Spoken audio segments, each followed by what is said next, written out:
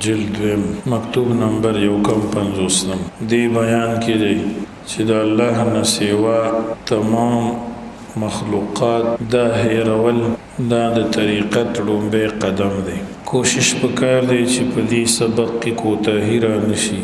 جمیع ما سوا الله به هیره د زړه نه به وباسي او د زړه توجه به د الله طرف ته په دې کې بخواري کې چې د زړه نه ما سوا الله او غیر الله وباسي. کوشش وکړي او په دې کې به هیڅ کوتاهي نه کوي. دا لومبی سبق دی. خواجه محمد گدا رحمت الله علیه طرف ته دا مکتوب صادر شوی دی. نحمده ونصلي على نبيه ونسلم عليه وعلى آله الكرام. کله چې سړی ضروری علم وکي، عقاید زده کی، مسائل زده کی، ایمانیات زده کی، احکام زده کی، بهترین نصیحت دا دی چې کوم امام ربانی سے فرمای خپل رور خواجه محمد گدا رحمت الله علیه تکوم چې عقاید زده کول نرستو، فقهي مسلو زده کول نرستو همیشه ذکر الهی کی مشغول اوسه او هغه سي ذکر کو چې کوم ته شیخ خودلې د سلسله مبارک ذکر دا ډیر پکار دی او ټول نه زیات وخت دی لور کول پکار دی. دا ذکر د الله به دومره ډیر کې چې د الله د ذات نه علاوه ارسه ایر کی دا ذکر په ځان دون غالب کی چې په باطن کې ما ما سوا د الله نه سپرې نه دي او د الله نه علاوه ټول شیزونو سره به علمی او د محبت تعلق ختم شي.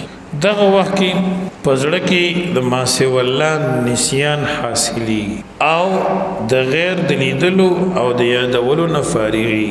حتی چې که تکلف سره په دې شیانو کې څه شی ته یادې نو یادېږي نه او زړه ته دې پہچان او پیژندګلو ناراضي. همیشه په مطلوب کې فانی او مستغرق اوسېږي.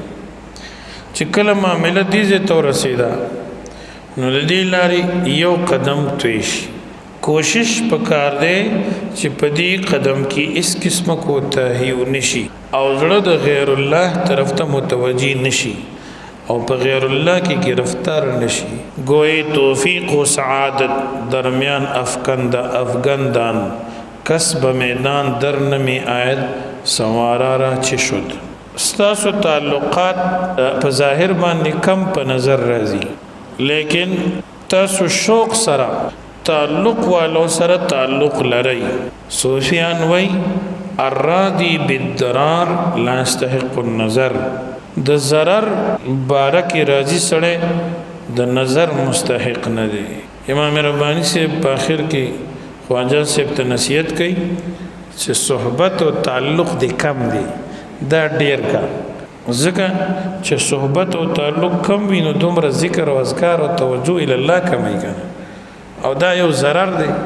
نو ته چې په خپل د ضرر باندې راضي وي نو د نظر لایق نه قابل نه چې تا باندې څوک شفقت وکړي.